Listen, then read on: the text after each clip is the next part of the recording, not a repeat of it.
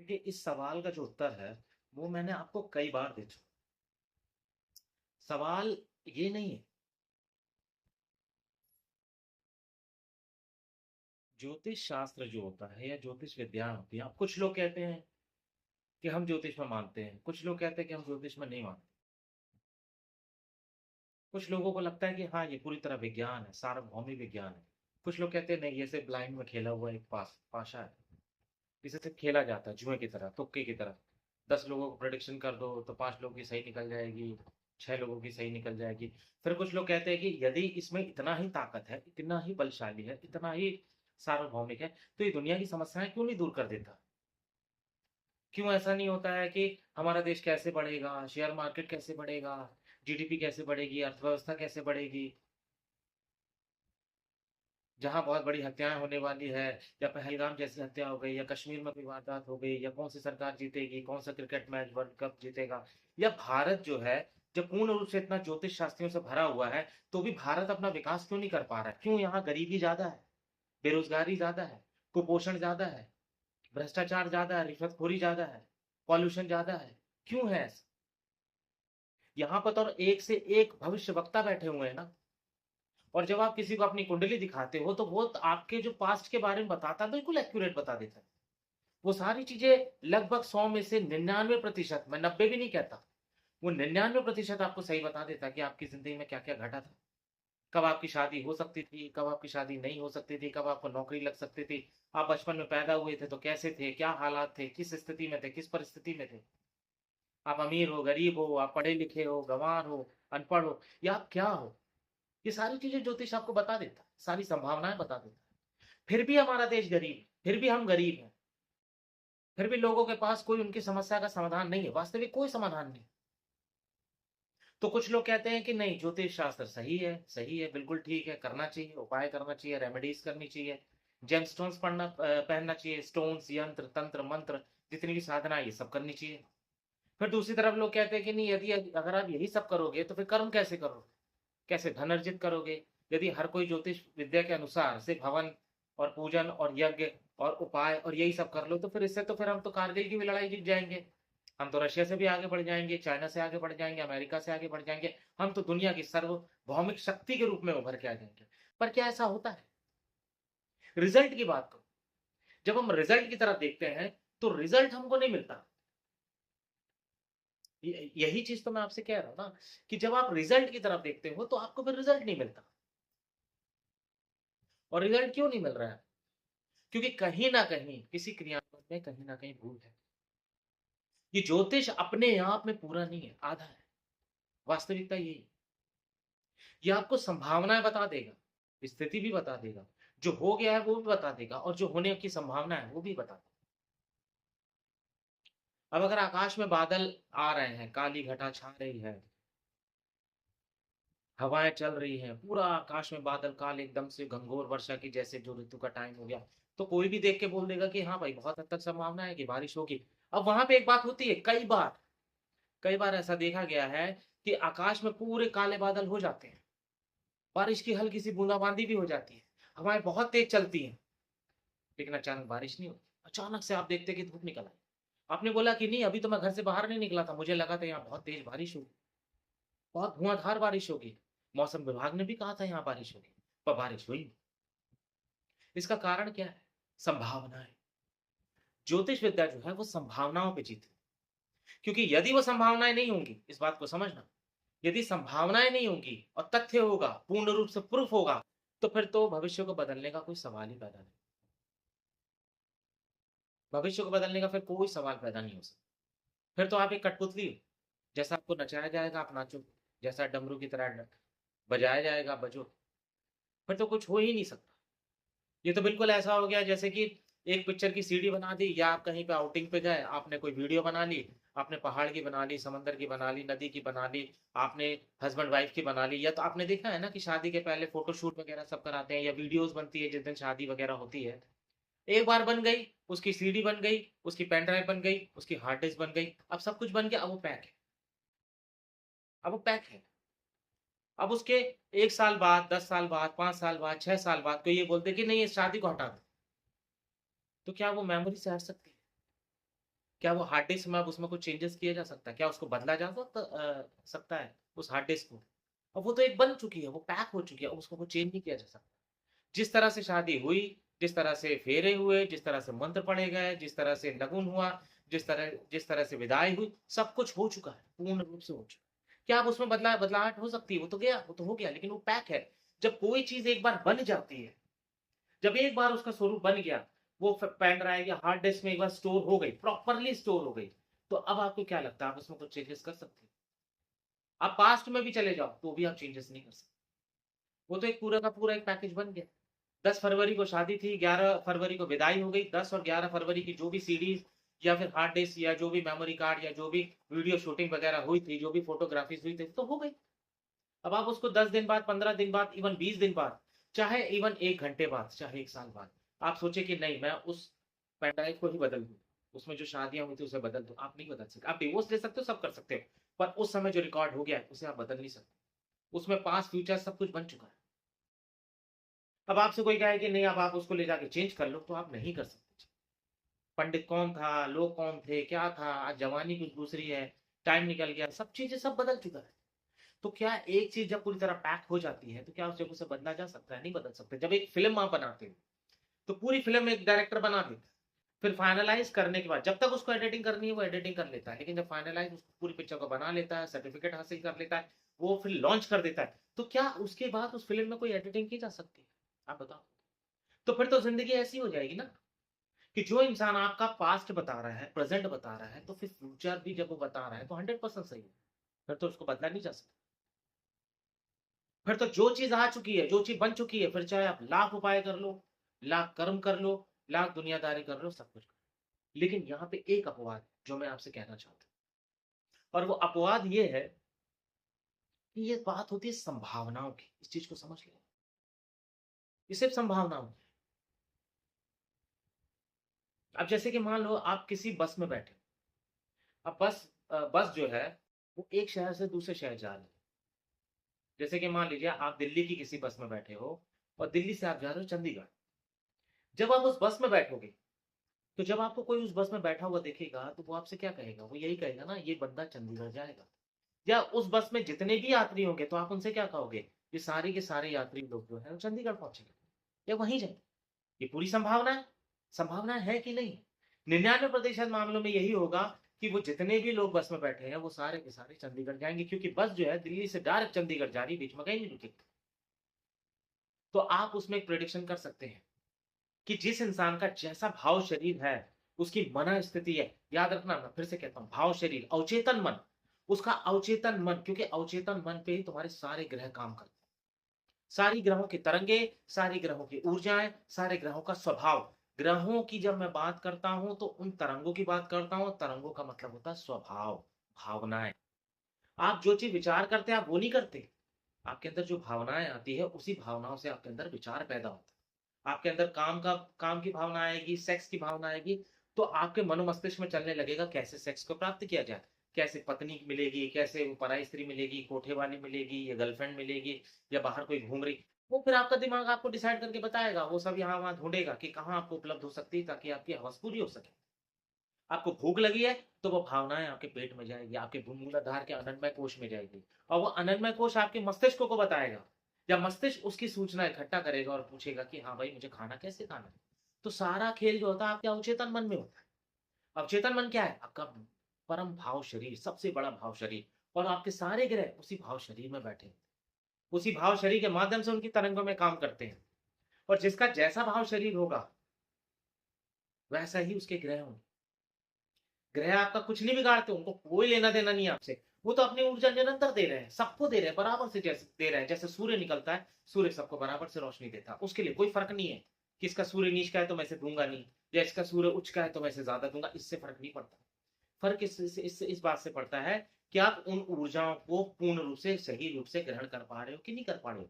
और वो ग्रहण करने की जो प्रणाली होती है, वो होती है आपके भाव शरीर से और आपका भाव शरीर कहाँ बैठता है? आपके चक्रों में। आपकी कुंडली के जितने भी चक्र बने हुए हैं, इनमें बैठते हैं आपके भाव शरीर, यानी वो आपके मनस शरीर। आपका मनस शरीर और आपका जो भौतिक शरीर है, ये दोनों जब जुड़ते हैं, तो इन दोनों के जुड़ाव जिस पॉइंट पे होते हैं, उस पॉइंट का नाम है चक्र, कुंडली। वहीं से ऊर्जा का आवागमन, वहीं से तरंगों का आवागमन यही सब होता है। तो आप सिर्फ एक पृथ्वी पृथ्वी की रचना नहीं है, आप पूरे ब्रह्मांड की रचना है, आप पूरे उस 9 ग्रहों की रचना है, आप स्वयं सूर्य की रचना है।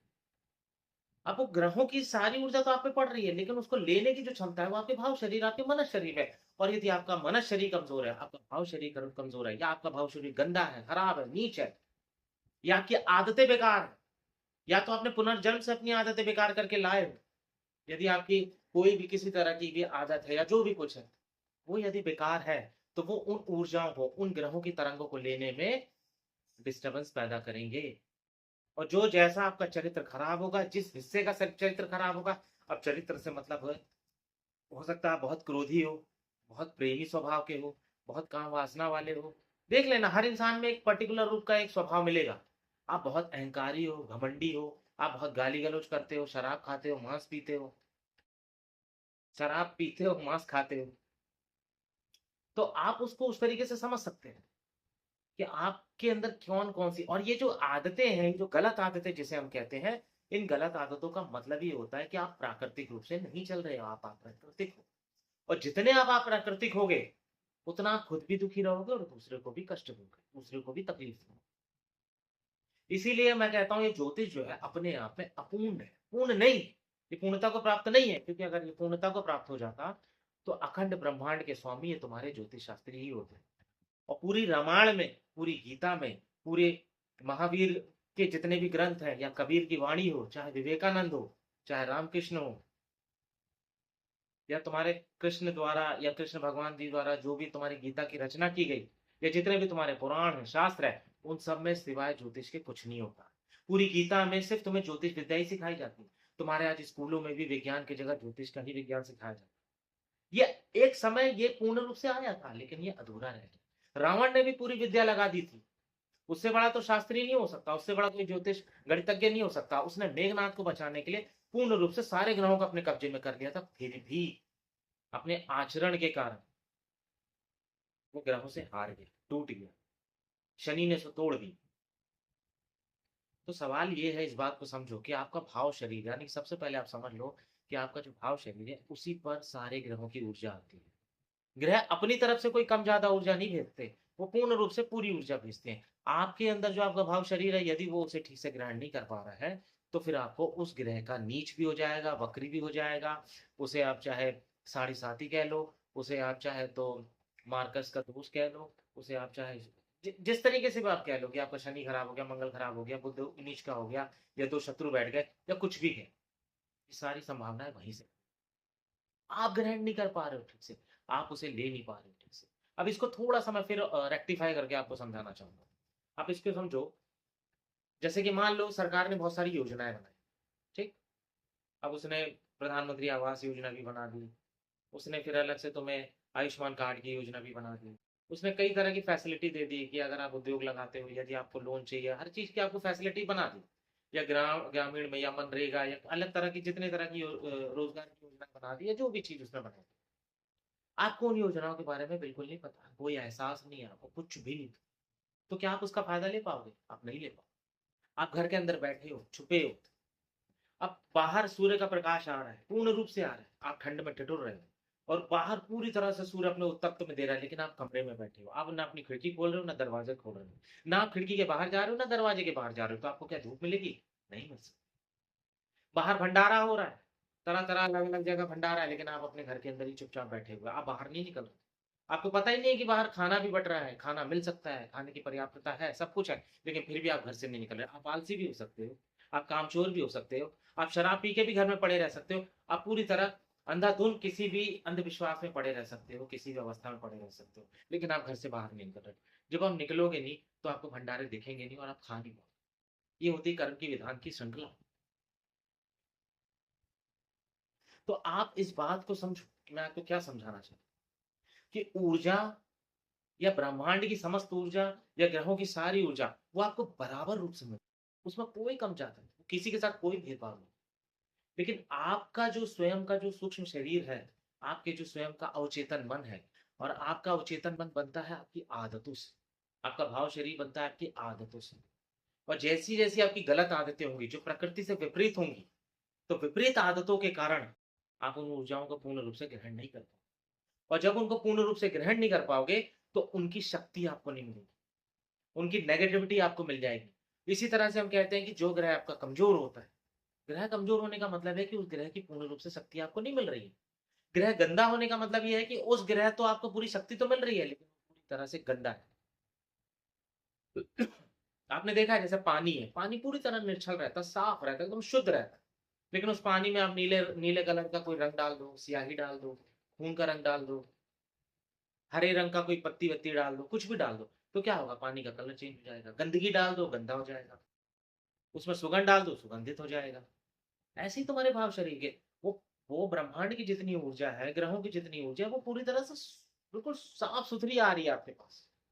लेकिन आप अपने भाव शरीर के कारण, अपनी आदतों के कारण, अपने आचरण के कारण, अपनी अशुद्धि के कारण और जो पुनर्जन्म से या पिछले जन्म से आपको जो भी आदतें मिली हैं, गंदी आदतें मिली हैं, उन आदतों आदतों के कारण वो साफ पानी गंदा हो जाता है, उसमें मिक्स होते ही। इसलिए ऊर्जा साफ-सुथरी नहीं होती, ऊर्जा तो अपने आप में स्वस्थ रहती है, पूर्ण रहती है, लेकिन उस ऊर्जा को गंदा आप करते हो। आपका स्वभाव करता है, आपका आचरण करता है, आपकी आदतें करता है। तो यहाँ पे मैं आपको जो बात समझाने जा रहा हूँ, उस बात को ठीक से समझ लो। तो जो लोग कहते हैं कि नहीं ज्योतिष है और ज्योतिष नहीं है, इसलिए मैं दोनों हमेशा विरोधाभास उत्तर देता हूँ। कई लोगों ने मुझसे कहा है, इवन उनकी शिकायत भी थी कि स्वामी जी आप हमेशा जो ग्रहों को लेके आप जो भी बात बताते हैं, ज्योतिष को लेके जो भी बात बताते हैं, वो विरोधाभास टाइप की रहती है। आप एक तरफ कहते हैं है भी और एक तरफ नहीं। तो मैं आपसे वही कहता हूँ, ये सिर्फ और सिर्फ एक संभावना है, उससे ज़्यादा कुछ नहीं। अब एक बच्चा है, वो 8वीं में फेल हो गया, 9वीं में फेल हो गया, लेकिन जैसे-तैसे उसने टुकड़े-टुकड़े में वहाँ पास भी कर लिया। तो आप अपने आप गणित लगा सकते हो कि ये 10वीं में फेल हो जाएगा। ये गणित है, अपने आप में लग जाएगा।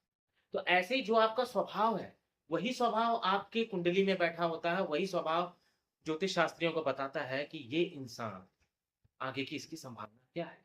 अब आपको जैसे मैंने कहा था कि अगर ट्रेन में आप बैठे हो या बस में आप बैठे हो दिल्ली से चंडीगढ़ जाने वाली बस में, तो कोई भी आपसे कह देगा कि नहीं भाई ये तो चंडीगढ़ जाएगा। लेकिन ये भी तो हो सकता है कि बस रास्ते में खराब हो जाए। ये भी तो हो सकता है कि वो बस को रास्ते में बीच में रोक दे, वहाँ से वो वापस आ जाए। ये भी तो हो सकता है कि बस को रोक के वो दूसरी बस पकड़ ले, ये भी हो सकता है। हो सकता है वो रास्ते में बस को रोक के वहाँ पे ठहर जाए, दूसरी बस का इंतज़ार करे या फिर वो वहाँ से चंडीगढ़ भी जाए, चंडीगढ़ से दूसरी जगह चली जाए। अब ये बात आती है संभावनाओं से आगे की। तो यहाँ मैं ये कहता हूँ कि चीज़ें आपके हाथ में हैं, लेकिन कहाँ तक हाथ में है, जितनी आपको प्रकृति ने स्वतंत्रता दी है, वहाँ तक। यानी सामाजिक दृष्टि से, समाज के रूप में आपके पास पूर्ण रूप से स्वतंत्रता है। लेकिन याद रखिए, एक अकेले इंसान की स्वतंत्रता से कोई महत्व नहीं होता क्योंकि समाज जो है, वो एक व्यक्ति से नहीं बनता, वो पूरे सामाजिक लोगों के संगठन से बनता है। इसलिए एक का किया सबको भुगतना पड़ता है। एक अच्छा काम करता है तो भी उससे 10 लोग को फ़ायदा होता है। अगर एक इंसान जाके बाहर घर के बाहर या किसी मंदिर के बाहर या सड़क के बाहर या कहीं पे भी जाके भंडारा बाँटता है, तो उसमें 100-200 लोग, 400 लोग, 500 लोग या 1000 लोगों को खाना मिल जाता है। यदि एक इंसान जाके बाहर रास्ते में कोई बम फोड़ दे या विस्फोट कर दे या फिर कोई ट्रक को उड़ा दे या बस को उड़ा दे, तो उससे कई लोगों की मौत भी हो जाएगी। तो एक का किया दूसरे को भुगतना पड़ सकता है। ये एक दूसरे के साथ जुड़ा हुआ है। ये मत समझना कि एक इंसान का कर्म सिर्फ़ उसके साथ जुड़ा हुआ है। हर इंसान का कर्म, हर वस्तु, प्रकृति, स्वभाव, चाहे जानवर हो, चाहे हवा हो, पानी हो, कुछ भी हो, आप सब एक ही चीज़ से बने हो, तो आपके सारे कर्म भी एक-दूसरे से ही जुड़े रहेंगे। इसलिए मैं कहता हूँ, कोई इंसान गलत कर रहा है, तो 10 लोगों को खड़े हो जाना चाहिए उसे रोकने के लिए। अगर वो उसे नहीं रोकेंगे, तो फिर वो कर्म उन पे भी भारी होगा और इसके ऊपर भी भारी होगा। यदि परिवार में जब एक लड़का बिगड़ने लगता है, तो सारा परिवार उसको सुधारने में लग जाता है। यदि एक लड़की का सुन लेते हैं कि वो कहीं अफ़ेयर कर रही है, किसी गलत लड़के के साथ चंगुल में फँसी है, तो माँ-बाप, भाई-बहन सब के सब लग जाते हैं उसको किसी तरह रोकने, टोकने, उसको किसी तरह ग्रैब करने के लिए, ताकि वो बर्बाद ना हो। लेकिन ऐसे ही जब हमारे देश में, हमारे मोहल्ले में कोई इंसान कचरा करता है, गंदगी करता है, सफाई नहीं रखता है, आपको क्या लगता है सरकार, पुलिस क्या 24 घंटे देखती रहेगी? उनको क्या फ़र्क पड़ता है? ये आपको देखना है। आपको देखना है कौन-सा इंसान कचरा फैला रहा है, आपको देखना है कौन-सा इंसान प्रदूषण फैला रहा है, आपको देखना है कौन इंसान पेड़ों को काट रहा है, आपको देखना है कौन इंसान निर्जीव की हत्या कर रहा है। ये आपको देखना है, आपको खड़ा होना पड़ेगा। और जब 10 लोग खड़े होते हैं, तो फिर कहने का वही बात हो जाती है कि अगर खंभे में से कोई बिजली अगर कट जाती है या टूट जाती है, तो क्या होता है? आप म्युनिसिपैलिटी में फ़ोन करते हैं या बिजली दफ्तर में आप फ़ोन करते हैं, बिजली विभाग का आदमी आता है और उस तार को ठीक करता है। तो बिगड़ा हुआ इंसान क्या है? बिगड़ा हुआ इंसान का मतलब होता है अस्वस्थ इंसान, अव्यवस्थित अव्यवस्थित हो गया। अब एक अव्यवस्थित इंसान जब आ जाता है या इस पृथ्वी पे पैदा हो जाता है, तो फिर क्या होता है? वो सारी चीज़ें फिर डिस्टर्ब करने लगता है, सब कुछ गड़बड़ करने लगता है। आपके घर में अगर कोई तार खराब हो जाए, टूट जाए या किसी पानी में गिर जाए, तो वो क्या करेगा? पूरे घर में करंट फैला देगा। तो आप उसको क्या करते हो? ठीक करते हो ना? आप उसको मैनेज करते हो, बुलाते हो, सब कुछ तो करते हो। लेकिन आपके पड़ोस में, परिवार में, कस्बे में, गाँव में, सिटी में, शहर में, राज्य में, देश में यदि कोई काम नहीं करता, गलत काम करता है, चाहे वो सरकार गलत काम करती हो, पुलिस प्रशासन गलत काम कर सकता हो या आपका पड़ोसी गलत काम करता है या कोई भी करता है, आप चुपचाप देखते हैं। आप सोचते हैं मेरे घर में तो नहीं हो रहा, आपके घर के बाजू में चोरी हो जा रही है, आप चुपचाप बैठे। कोई किसी को मार रहा है, आप चुपचाप बैठे। आप ये नहीं देख रहे हो क्या सही है और क्या गलत। तो जब सत्य के लिए लड़ाई होती है तो पूरे समाज को लड़ना पड़ता है उसके साथ, क्योंकि आप समाज में रह रहे हैं। और यदि आपको नहीं जमता तो आप समाज से बाहर चले जाओ, फिर तो कोई ग्रह आपका कुछ बिगाड़ ही नहीं सकता। आप जरा सोचो, यदि आप अभी जंगल में चले जाओगे तो क्या आप जाके वहां ज्योतिष शास्त्री को दिखाओगे, किसी ज्योतिष वाले को, कि आप बताओ मेरा भाग्य क्या होगा? आप तो जंगल में रह रहे हो, कोई पौधे पहाड़ के बीच में रह रहे हो, कोई आपको परेशान नहीं कर रहा, आप किसी को परेशान नहीं कर रहे हो। आपका क्या लेना देना? ना वहाँ आपको धन कमाना है, पद कमाना है, प्रतिष्ठा कमाना, मान सम्मान कमाना है, या बेटी की शादी करनी है, या पति पति क्या है, वशीकरण करना, मुटकरनी करना, ये करना, वो करना। इन सब से आप निकल जाओगे, क्योंकि ज्योतिष शास्त्रियों के पास आप जाते ही इसीलिए हो क्योंकि कहीं ना कहीं आपकी समस्या कोई दूसरा होता है। या तो पुत्र होगा, पुत्री होगी, माँ होंगे, बाप होंगे, पत्नी होगी, बहू होगी, सास होगी, हमेशा कोई दूसरा। नौकरी, चाकरी, जॉब, मान, प्रतिष्ठा, रुतबा, पैसा, धन, यही है, सिर्फ दूसरा। अभी इस दुनिया से पूरे इंसानों को खत्म कर दिया जाए, आपके लिए कोई जरूरत नहीं पड़ेगी आपको ज्योतिष में। आप खुद सोचो, इस दुनिया में यदि आप अकेले हो जाओ, तो क्या आप ज्योतिष शास्त्री को दिखाओगे कि ये शेर मुझे खाएगा? नहीं खाएगा, ये कुत्ता मुझे खाएगा। आप सिर्फ अपने विवेक से काम करोगे। जब किसी का एक्सीडेंट हो जाता है या आपके घर में कोई बहुत ज्यादा बीमार पड़ जाता है, आप तुरंत नहीं जाते ज्योतिष शास्त्री के पास, आप पहले डॉक्टर के पास जाते हो। आप पहले विज्ञान की शरण में जाते हो। क्यों? क्योंकि वो सामने से फिजिकल होना है, उसकी संभावनाएं आप ज्यादा देखोगे। आप उसी समय नहीं राम राम जपना शुरू कर दोगे। राम का अस्तित्व क्या है? शिव का अस्तित्व क्या है? परमात्मा का अस्तित्व क्या है? वो विज्ञान की आधारशिला है, ऐसा नहीं है। अध्यात्म और विज्ञान ये दोनों अलग नहीं है। धर्म और विज्ञान ये दोनों अलग नहीं है। धर्म तो वास्तविक नींव है विज्ञान की। तुम्हारे ऋषि मुनि भी वैज्ञानिक थे, लेकिन तुम आलसी हो, तुम कमजोर हो, तुम डरपोक हो, तुम अंधविश्वासी हो, तुम खोजते नहीं हो। तुम सिर्फ साथ चाहते हो कि राम राम कर लूं और सारा काम हो जाए, राम राम कर लूं सब कुछ तर जाऊं। और तुम्हें भागने की जल्दी पड़ी है। तुम इतने नपुंसक हो कि यदि तुम्हें जरा सा लोभ मिल जाए कि हाँ, इस नदी में नहाने से तुम्हारे पूरे पाप कर्म टूट जाएंगे, तुम पागलों की तरह जाके नहाने लग जाते हो, बिना कुछ जाने, बिना कुछ समझे, बिना कुछ पूछे। इतने डरपोक हो और इतना जानते हो कि इतने बड़े पापी भी। तो जो ज्योतिष विद्या है वो है भी और नहीं भी, क्योंकि वो सिर्फ आपको एक संभावना बताती है, आपके जीवन की संभावना, आपके साथ क्या होना है उसकी संभावना। लेकिन यदि कोई इंसान अपने भाव शरीर को ही बदल ले, अपने आचरणों द्वारा। अब तुम देखते हो कि जितने भी ज्योतिष शास्त्री हैं या फिर पंडित हैं, ये क्या करते हैं? ये तुम्हें नए नए तरह के उपाय बताते हैं, अलग अलग तरह के बहुत सारे उपाय बताएंगे। जेम स्टोन्स पहनाएंगे, पत्थर पहनाएंगे, मूंगा धारण करवाएंगे, नीलम धारण करवाएंगे, पुखराज धारण करवाएंगे, अलग अलग ग्रहों के हिसाब से पन्ना, बुद्ध के लिए पन्ना धारण करवाएंगे, गुरु के लिए तुम्हें पुखराज धारण करवा देंगे, चंद्र के लिए तुम्हें मोती धारण करवा देंगे, अलग अलग ग्रहों के लिए सब हिसाब से तुम्हें कोई ना कोई रत्न धारण करवा देंगे। रत्नों का काम क्या है जरा सोचो। अब जैसे कोई इंसान लंगड़ा हो गया, ठीक, कोई इंसान लंगड़ा हो गया, उसके हाथ काम, उसके पैर काम नहीं करते, तो क्या करेगा? वो या तो बैसाखी लेगा, और बैसाखी नहीं लेगा और ज्यादा एडवांस टेक्नोलॉजी होगी तो नकली पैर लगाएगा, टूटा फूटा जैसा भी है, पर उसको असली पैर नहीं मिलेगा, पर उसको लगाएगा। तो ये जेम स्टोन्स करते क्या है? ये जो तुम्हारे पत्थर हैं, ये मूंगा जो मंगल के लिए पहना दिया जाता है, या बुद्ध के लिए जो पन्ना पहना दिया जाता है, वो पहनाया क्यों जाता है? कि किसी कोई ग्रह की जो शक्ति है, वो तुम्हारा जो भाव शरीर है, या तुम्हारा मनस शरीर है, वो उसे पूर्ण रूप से ग्रहण नहीं कर पा रहा है, तो वो चीज या वो जेम स्टोन तुम्हारे हाथ में, उंगलियों में पहना दिया जाता है। और वो उसकी जो तरंगे तुम्हारे खून के माध्यम से मिलके तुम्हारे पूरे शरीर में एक ऑरा बना देती है। और काम सिर्फ तुम्हारे शरीर पर ही होता है, इस बात को समझ लेना।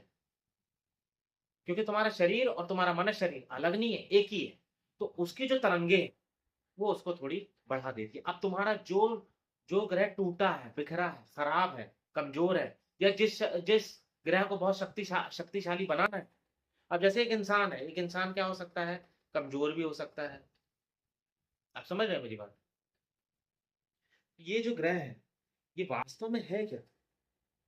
जैसे तुम्हारे मोबाइल में तरंगे निकलती हैं या वाईफ़ाई का नेटवर्क निकलता है या जो जितनी भी तुम्हारे आस-पास शहर में जितने भी तरह के टावर्स लगे हुए हैं, जियो का, एयरटेल का, आइडिया का, तो ये ऐसा समझ लो कि जैसे जियो, तो जियो को समझ लो बुध ग्रह, एयरटेल का टावर है, उसको शनि समझ लो, किसी को बृहस्पति समझ लो, अलग-अलग टावर समझ लो कि 9-10 तरह के टावर्स हैं और उस टावर यानी जो ग्रहों का जो टावर है, वो जो तुम्हारा शरीर ही अपने आप में एक मोबाइल है या सिम है, अपने आप में एक पूरा ये शरीर एक सिम है और वो सिम जो है उन टावर को कैच करता है।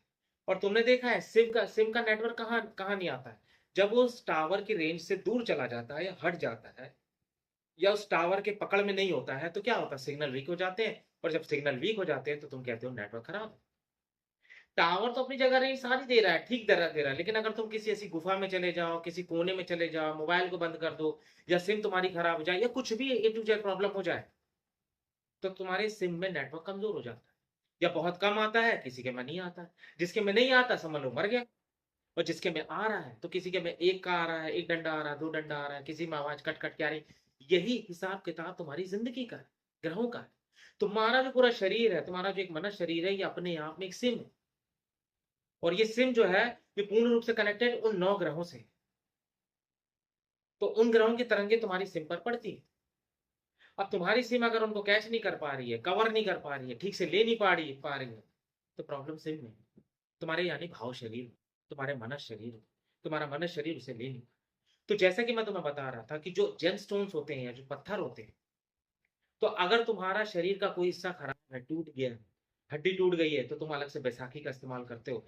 ऐसे ही जब तुम्हारे किसी कोई पूरा ग्रह खराब है, यानी तुम्हारे भाव शरीर के कारण उस ग्रह की ऊर्जा तुम पूर्ण रूप से नहीं ले पा रहे हो या फिर वो जो तुम्हारा भाव शरीर है, वो पूरी तरह से टूटा हुआ है, बिखरा हुआ है, वो कमज़ोर है या कोई तुम्हारा मूलाधार केंद्र का कोई हिस्सा खराब है, तुम्हारे मणिपुर का या स्वादिष्टान चक्र का या हृदय चक्र का या विशुद्धि चक्र का, आज्ञा चक्र का या कोई भी ऐसा चक्र का जो तुम्हारा कोई एक हिस्सा है जो खराब है, तो यदि वो खराब है या वो काम नहीं कर रहा है ठीक से, अब बिजली तो देखो सब तरफ आ रही है, बाजू वाले के घर में भी आ रही है, तुम्हारे घर में भी आ रही है, सब तरफ आ रही है, लेकिन तुम्हारा एसी काम नहीं कर रहा, तुम्हारा एसी ठंडा नहीं कर रहा है, तुम्हारा पंखा नहीं चल रहा है, तुम्हारी टीवी नहीं चल रही, बिजली आ रही है, तो तुम क्या करते हो? तुम बोलते हो लगता है किसी मीटर में प्रॉब्लम हो गई है घर की या शॉर्ट सर्किट हो गया या फ्यूज़ हो गया या फिर टीवी तो चल रही है तुम्हारी, फ्रिज भी चल रहा है लेकिन एसी नहीं चल रहा है, तो तुम क्या करोगे? एसी को ठीक करोगे ना। टीवी खराब है तो टीवी को ठीक करोगे, ना कि जाके वहाँ ट्रांसफार्मर को ठीक करने में लग जाओगे। तो ऊर्जा तो हर तरफ से बराबर मिल रही है, ग्रहों की सारी शक्ति तुम्हें बराबर मिल रही है। वो तुम में कोई भेद नहीं कर रहा है कि तुम्हें कम देना है, उसको ज़्यादा देना है। लेकिन सवाल तुम्हारी टीवी का है। तुम्हारे शरीर में तुम्हारे जो केंद्र हैं अलग-अलग, उनमें किसी व्यवधान का है, वो कहीं से गलत काम कर रहे हैं, गलत है, अव्यवस्थित है। इसलिए मैं पाप जैसा कोई वर्ड में यूज़ नहीं करता क्योंकि पाप जैसा कोई वर्ड होता नहीं है। वो वास्तव में उस वर्ड को हम कहते हैं अव्यवस्था, अव्यवस्थित, टूट-फूट, बीमारी, डिसीज़। जैसे तुम्हारे शरीर की बीमारी है, ऐसे तुम्हारी मन की भी बीमारियाँ होती हैं। लेकिन जब शरीर की बीमारी होती है, तो तुम उसे पाप-पुण्य से नहीं जोड़ते। अब शरीर में अगर तुम्हें डायबिटीज़ होगी, तो तुम क्या कहते हो? कि भाई तुमको तो लीवर या किडनी या पैनक्रियाज़ जो है, वो तो ठीक मिला था। तुमने खान-पान और रहन-सहन और डाइटिंग इन सब के कारण, आलस के कारण, ज़्यादा ठूँसने के कारण, मेहनत कम करने के कारण तुमने अपना पैनक्रियाज़ खराब कर दिया। बहुत ज़रूरत से ज़्यादा मीठा खाने के कारण तुमने अपना पैनक्रियाज़ खराब कर दिया, अग्नाशय खराब कर दिया। और जब तुम्हारा वो अमाशय या अग्नाशय जो भी चीज़ है, वो जब तुम्हारा खराब हो जाता है, तो वो फिर व्याधियाँ पैदा करता है और जब वो व्याधियाँ पैदा करता है, तो वो पूरे शरीर पे इफ़ेक्ट करता है। तुमने देखा है कि जो डायबिटीज़ है, वो बीमारियों का घर कहा जाता है। ऐसे ही अगर तुम्हारा पूरा सूर्य खराब हो जाए, तो फिर समझ लो कि सारे ग्रह भी अच्छे हों, तो भी तुम्हें दिक्कत शुरू हो जाती है। तो कहने का क्या मतलब है? कहने का मतलब ये है कि जैसे ही तुम्हारे शरीर में अगर लीवर खराब होगा, तो वो पूरे शरीर में कहीं न कहीं जाने-अनजाने रूप में डिस्टर्बेंस पैदा करेगा। फिर तुम्हारा पेट खराब होने लगेगा, जब तुम्हारा पेट खराब होगा, तो तुम्हें एसिडिटी, इंडाइजेशन या फिर तुम्हें और अलग-अलग तरह की जीआरडी की इन सब चीज़ों की प्रॉब्लम शुरू हो जाएगी। जब इन सब की प्रॉब्लम शुरू हो जाएगी, तो खाने में आम जमने लगेगा। बॉडी एसिडिक नेचर की हो जाएगी, खाना ठीक से पचेगा नहीं तो गैस्ट्रिक प्रॉब्लम होगी, फिर अल्सर भी हो सकता है, फिर आगे चल के तुम्हें पाइल्स भी हो सकता है, फिचूला भी हो सकता है, आगे चल के तुम्हारे हार्ट में वसा जमने लगेगा, कैल्शियम तुम्हारा डिस्टर्ब होने लगेगा, सब चीजें गड़बड़ होने लगेगी क्योंकि तुम्हारा इंडाइजेशन है। तो ऐसे ही जब तुम्हारा कोई एक ग्रह खराब हो जाता है तो बाकी ग्रहों पे इफेक्ट पड़ने लगता है। अब ग्रह खराब हो जाता है, मैं बार बार कह रहा हूँ, ग्रह खराब होने को आप ये मत समझना कि वो ग्रह खराब है। ग्रह खराब होने का मतलब ये है कि उस ग्रह की जो ऊर्जा है या उस ग्रह की जो शक्ति है, तरंग है, वो आप अपने मन शरीर में या अपनी मूलाधार चक्र से ठीक से नहीं ले पा रहे हो, यानी प्रॉब्लम आपके मूलाधार चक्र में है। तो आपको उस मूलाधार चक्र को, मणिपुर चक्र को, या फिर उसको पूरा पैकेज में अगर मैं कहूँ तो अवचेतन मन को, यानी तुम्हारा जो भाव शरीर है उसको ठीक करना पड़ेगा, उसको व्यवस्थित करना पड़ेगा, उसको स्वस्थ करना पड़ेगा। तुम्हारा अगर पैंक्रियाज खराब हो जाता है या तुम्हारा पेट खराब हो जाता है तो तुम क्या करते हो, उसकी दवाई खाना शुरू कर देते हो कि किसी तरह तुम्हारा पेट ठीक हो जाए, ताकि पेट ठीक हो जाएगा तो बाकी शरीर अपने आप व्यवस्थित हो जाएगा। अब तुम्हारा दिमाग बहुत अच्छा है, तुम्हारे हाथ पैर बहुत अच्छे चल रहे हैं, लेकिन पेट खराब है, तो भी तुम्हारा जिंदगी नरक हो जाएगी। बैलेंस चाहिए ना, पूरे शरीर में एक बैलेंस चाहिए। लेकिन तुम ये नहीं कहते हो कि नहीं ये पापी है, तुम्हारे मुंह से ये नहीं निकलता है पापी। तुम ये नहीं कहते कि उसको डायबिटीज है तो वो पापी है, या उसको, उसका लीवर खराब है, उसको लीवर सिरोसिस है, उसको कैंसर है, या उसको एचआईवी है, या कुछ उसको ऐसी कोई बीमारी है, या उसको ब्रेन की या न्यूरो की या किसी तरह की कोई प्रॉब्लम है, तो तुम उसे क्या कहते हो, बेचारा। लेकिन उसे पापी नहीं कहते।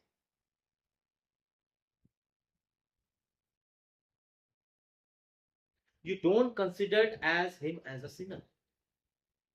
तुम कहते हो कि उसका ट्रीटमेंट करना जरूरी, he is just suffering from the disease. But जब कोई मन से ऐसा हो जाता है कि मन में उसके अंदर अहंकार है, मन में उसके अंदर निंदा है, क्रोध है, काम वासना है, सेक्स है, अब उसका सेक्स विकृत है, उसको हर लड़की चाहिए, और भोग पात भोग लेता है, लेकिन भोगती होती नहीं है, पूर्णता होती नहीं है, सेटिस्फेक्शन होती नहीं है। उसको ये भी चाहिए, वो भी चाहिए, उसको ये हीरोइन भी चाहिए, वो हीरोइन भी चाहिए, वो रास्ते में इस लड़की को देखता है, उस लड़की को देखता है, पत्नी को देखता है, अपनी गर्लफ्रेंड को देखता है, लेकिन उससे सब चाहिए, लेकिन भोग उसका पूरा नहीं हो पाता। तो क्या हुआ, काम वासना विकृत हो गई। ये विकृति है, यानी वो बीमार हो गई, यानी उसे भी डायबिटीज हो गया। और मैं कहता हूं बीमारियों में जो सबसे बड़ी बीमारी है, अगर मैं डायबिटीज को मना शरीर पे देखूं, तो मैं मना शरीर में जो सबसे बड़ी बीमारी जिसको मैं मानता हूं वो होती काम वासना। क्योंकि उसके ऊपर से फिर सारी चीजें पैदा होती है, उसी के ऊपर फिर धन की विकृति होगी। अगर तुम्हारे अंदर बहुत काम वासना है तो तुम धन के पीछे बहुत पागल हो जाओगे, मान प्रतिष्ठा के पीछे बहुत पागल हो जाओगे। काम वासना तुमसे सब कराएगी, वो जरूरत से ज्यादा चीजें मांगेगी। और मैं कहता हूं इन सबका जो बाप है वो है अहंकार। अहंकार को मैं कहता हूं कैंसर, अगर मनुष्य शरीर में देखा जाए। और जैसे तुम्हें बीमारियां बचपन से मिलती है, तुम्हारे माँ बाप से, तुम्हारे आसपास के समाज से, आसपास के लोगों से, ऐसे ही तुम्हें जो मानसिक बीमारियां जो मिल रही हैं वो भी तुम्हें समाज से मिल रही है। समाज की चीजें देख रहे हो, समाज के हिसाब से ढल रहे हो, समाज जैसा पागलों की तरह भाग रहा है तुम भी भाग रहे हो। ये सब तुम्हें सामाजिक बीमारी, यानी वो मानसिक बीमारी है। अब जरूरत से ज्यादा तुम काम वासना में पड़े हो, जरूरत से ज्यादा तुम क्रोध करते हो, जरूरत से ज्यादा ठूस के खाते हो, ये सब विकृतियां हैं। ये पाप नहीं है actually, we can't say it as a पाप। ये पाप नहीं है। यहाँ बात पाप और पुण्य की नहीं है, पुण्य का मतलब सिर्फ इतना है वो व्यवस्थित है, वो दूसरे को भी कष्ट नहीं दे रहा है, खुद को भी कष्ट नहीं दे रहा है। और पापी का मतलब जो दूसरे को भी व्यवस्थित अव्यवस्था दे रहा है, खुद को भी दे रहा है। तुमने देखा सड़क पे एक गड्ढा होता है, तो तुम्हें क्या लगता है जब वो सड़क के बीच में एक गड्ढा होता है तो उस गड्ढे को भी तकलीफ होती है, क्योंकि आजू बाजू का नाला कचरा गंदगी सब उसी में ही डाला जाता है। सफाई करते समय भी सारा कचरा उसी में डाल दिया जाता है। और उसी गड्ढे के कारण जब कोई इंसान वहां से गाड़ी लेके जा रहा है तो गाड़ी में धक्का लगता है, तो गाड़ी को भी नुकसान होता है, और जो इंसान गाड़ी चला रहा है उसको भी नुकसान होता है, सबको नुकसान होता है। तो सवाल यहाँ अव्यवस्था का है, इसलिए पाप पुण्य को हम परमात्मा से नहीं जोड़ सकते।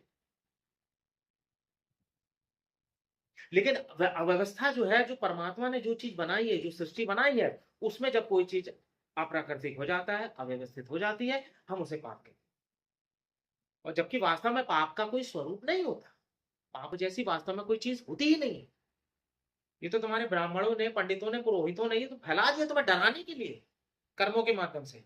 यद्यपि उसके कारण तुम तकलीफ उठाते हो, यद्यपि उसके कारण तुम्हें बेचैनी होती, तकलीफ होती, तुम्हारी जिंदगी बर्बाद हो जाती है, तुम बर्बाद हो। तुमने देखा जब तुम्हें किसी चीज की आदत पड़ जाती है तो तुम उस आदत के गुलाम बन जाते हो। फिर वो आदत जो चाहती है वो तुमसे कर। अगर तुम शराब पीते हो, लड़कीबाजी करते हो, लड़ाई झगड़ा करते हो, मारपीट करते हो, रेप करते हो, छीना-झपटी करते हो, रिश्वत लेते हो, मान प्रतिष्ठा के लिए किसी का भी मर्डर कर देते हो, खून कर देते हो, किसी को भी गाली-गलौज करते हो, रात-दिन कुत्तों की तरह गाली देते रहते हो, रात-दिन मांसाहार करते हो, खूब पेल-पेल के खाते हो, तेल, मसाला ये सब बाहर का स्ट्रीट फूड ये वो सब चीज़ें तुम खाते हो। ये क्या है? विकृति है। विकृत हो गए, बीमार हो गए। अब तुम बीमार, इसको ऐसा समझो बीमार, यानी अहंकार है इन सब बीमारियों की वजह, क्योंकि तुमने अपने आप को शरीर समझ लिया। और जब तुम शरीर समझ लेते हो, तो शरीर के कारण, शरीर समझने के कारण तुम सारा सुख शरीर से खींचने की कोशिश करते हो। जैसे दूध निकालते हो ना गायों से जबरदस्ती इंजेक्शन लगा के, हार्मोनल, ऑक्सीटोसिन, पता नहीं किस-किस तरीके के जो भी तरह की चीज़ें आती हैं, वो सब लगा के जबरदस्ती उसके मुर्गी के अंदर से अंडे पैदा करवाते हो, गैया से दूध निचोड़-निचोड़ के निकलवाते हो। ऐसे ही तुम अपने शरीर को निचोड़ते हो सुख के लिए, और जबकि शरीर सुख के लिए बना ही नहीं है यार, उसका कोई लेना-देना नहीं है। लेकिन जो तुम्हें शरीर का थोड़ा-सा आराम मिल जाता है, तो तुम उसको सुख समझ लेते हो और तुम्हें लगता है यही से सुख है। लेकिन एक दिन तो शरीर मर जाएगा, टूट जाएगा और पीछे रह जाएँगी उसकी आदतें, और वो आदतें तुम्हारे साथ अगले जन्म में जाएँगी। फिर वही नई चीज़, फिर वही तुम्हारे ग्रह खराब, क्योंकि तुम्हारा जब मनस शरीर खराब है, तुम्हारा जो भाव शरीर खराब है, तो फिर तुम जब भी जितने बार भी पैदा होगे, तो जितनी भी ऊर्जा आएँगी, सब उसी मनस शरीर से ही तो फ़िल्टर होके आएँगे। जब तुम्हारा फ़िल्टर ही खराब है, तो पानी तो गंदा आएगा ही। पानी तो तब साफ आएगा ना जब फ़िल्टर अच्छा हो, और तुम्हारा तो फ़िल्टर ही खराब है। और फ़िल्टर कौन है? तुम्हारा ये जो केंद्र बने हुए हैं, तुम्हारा जो मन, शरीर, मनोभाव, अवचेतन मन, यही है। तो इसे शुद्ध करो, इसे साफ करो। अब तुम कोई जेमस्टोन पहनते हो या कोई पत्थर पहनते हो, तो वो क्या करता है एक बैसाखी का काम, कि तुम्हारा ये ग्रह कमज़ोर है, तो उस ग्रह के सप्लीमेंट की तरह वो तुम्हें एक अलग से ऊर्जा देगी। जैसे तुम्हारा शरीर जो है, तुम्हारा पेट जो है, एनर्जी पैदा नहीं कर पा रहा है, डाइजेशन नहीं कर पा रहा है, या उसको पोषक तत्व नहीं मिल रहे हैं, या वो बीमार है, तो तुम क्या करते हो? तुम अलग से सप्लीमेंट ले लेते हो। लेकिन तुम मुझे बताओ, क्या सप्लीमेंट का फ़ायदा हमेशा रहता है? सप्लीमेंट, सप्लीमेंट ही होता है, इस चीज़ को समझ लो। उसके अपने साइड इफ़ेक्ट भी, अगर तुम एक जगह पत्थर पहन रहे हो सकता है वो पत्थर तुम्हें सूट भी करे, लेकिन वो कहीं न कहीं डिफेक्ट भी पैदा करने लग जाएगा। उसके बारे में अभी ज्योतिषवादियों के पास कोई गणना भी नहीं है। वो तुमसे बोल देंगे कि नहीं, नहीं करता, लेकिन एक चीज़ दे ध्यान रखना, जिस चीज़ का इफ़ेक्ट होगा, उस चीज़ का साइड इफ़ेक्ट होगा। चाहे वो आयुर्वेद हो, चाहे वो होम्योपैथी हो, चाहे तुम्हारी एलोपैथी। जिस चीज़ का इफ़ेक्ट हो सकता है, उसका साइड इफ़ेक्ट होगा ही होगा। आज जो ज़्यादा लोग जो बीमारियों का ग्रसित है ना, वो इन आड़ी-तिरछी, अंट-संट आयुर्वेदिक दवाई खाने से हो रहा है। क्योंकि आदमी कुछ भी तुम्हें बेच देता है और सीधा नीचे लिख देता है, ये तो आयुर्वेदिक है, कोई नुकसान नहीं करता। ये सरासर गलत बात। उन्हीं आयुर्वेदिक जड़ी-बूटियों से ही तुम्हारी एलोपैथी की दवाइयाँ भी बनती हैं। बस उसकी पोटेंसी ज़्यादा होती है, उसकी पावर ज़्यादा होती है, उसकी ताकत ज़्यादा होती है। वो इंस्टेंट इफ़ेक्ट करती है। तो तुम्हें क्या लगता है कि जो तुम दवाइयाँ खा रहे हो, या फिर जो तुम आयुर्वेदिक जो भी मन चाहा, जैसा चाहा तुमने उठा के खाना शुरू कर दिया, तुम्हें क्या लगता है वो शरीर में डिसबैलेंस पैदा नहीं करेगी? वो करता है। तुम्हें लेकिन समझ में नहीं आता, वो लेकिन करता है। तो जो भी चीज़ जब तुम आउटर में बिना जाने-समझे लेते हो और बिना उसकी टाइम सीमा लिमिट में लेते हो, तो वो तुम्हें दिक्कत करेगी। असली सवाल होता है तुम्हारे लाइफ़स्टाइल चेंज कर। अब मेरी बात समझना ध्यान से जो मैं तुम्हें समझा रहा हूँ। अब जैसे कि मान लो तुम्हें बार-बार तुम्हारा लीवर खराब हो, चलो सपोज़ करो तुम्हारा पेट खराब हो रहा है बार-बार। अब पेट की बीमारियाँ क्या-क्या होती हैं? अब उसमें एसिडिटी हो सकती है, लीवर में प्रॉब्लम हो सकती है, इंटेस्टाइन में प्रॉब्लम हो सकती है, अल्सर हो सकता है, जीईआरडी की प्रॉब्लम हो सकती है, गैस की प्रॉब्लम होती है, गैस्ट्राइटिस हो सकता है, कॉन्स्टिपेशन हो सकता है। ये बहुत सारी तरह की बीमारियाँ हैं जो पेट में होती हैं। खाना खाने के बाद तुम्हें बल्चिंग हो सकती है, डकार हो सकती है, खट्टी डकार आ सकती है, वॉमिट आ सकती है, तुम्हें भूख कम लग सकती है, ज़रूरत से ज़्यादा लग सकती है, तुम्हें सर भी घूम सकता है, तुम्हारी गैस जो है सर पे भी चढ़ सकती है। बहुत सारी संभावनाएँ हैं जो पेट खराब होने से आ सकती है। अब तुम्हें डॉक्टर बोलता है कि ठीक है तुम्हारा पेट खराब है, तुम एलोपैथिक कर्षूण ले लो, तुम सायरा डी खा लो, तुम पेंटाप्राज़ोल खा लो, तुम सोमप्राज़ खा लो, रैप्राज़ोल खा लो, रेबेलकम खा लो। ये जमाने भर की दवाइयाँ हैं, जो तुम्हें एसिडिटी से रिलीज़ देती हैं, गैस्ट्राइटिस से रिलीज़ देती हैं, या कैसे करके तुम्हें मैनेज करती हैं। अब इनके भी अपने अलग-अलग साइड इफ़ेक्ट हैं, क्योंकि ये किडनी को भी खराब करती हैं, हड्डियों को भी कमज़ोर करती हैं, ज़रूरत से ज़्यादा ले लो, बेमतलब में ले लो, तो ये आगे चल के प्रॉब्लम भी करती है। इनके भी कॉम्प्लिकेशंस हो सकते हैं, और साथ में ये उसे क्योर नहीं कर रही हैं, इस बात को समझना। वो सिर्फ़ उस सिम्पटम को मैनेज, वो किसी तरह मैनेज कर देती है, कि चलो तुम्हें बार-बार बल्चिंग आ रही थी, तुम्हारे सीने में जलन हो रही थी, कहीं तुम्हें और ज्यादा गंभीर बीमारी ना पकड़ ले, इसलिए वो कम से कम थोड़ा सा मैनेजेबल कर देती है। अब तुम क्या करते हो, तुम्हें जिस कारण से ये सारी बीमारियां हो रही है, अब तुम्हें क्यों हो रही है, तुम्हारा पेट क्यों खराब है, एसिडिटी के कारण है, या तो तुम्हारे जेनेटिक फैक्टर के कारण हो गया, या फिर तुम रात में देर से खाना खा रहे हो, सो रहे हो, अंट संट कुछ भी खा रहे हो, जरूरत से ज्यादा खा रहे हो, लेट नाइट में खा रहे हो, सुबह उठ के खा रहे हो, कोई तुम्हारा टाइम नहीं है, कोई तुम उसको डाइजेस्ट नहीं कर रहे हो, पचा नहीं रहे हो, तेली तली भुंजी soda, coca cola, Pepsi, pizza, burger, ये सब दुनियादार जितना भी कचरा है सब तुम ठूस ठूस के, अब तुम उसको नहीं बदल रहे। तुमने कहा हाँ ये दवाई खा लेता हूँ या खा लेती हूँ, अब इससे तो थोड़ा सा आराम मिल जाएगा, और तुम वही करने लगते हो, लेकिन तुम अपनी लाइफस्टाइल नहीं बदलते। अब इसको समझना इस बात।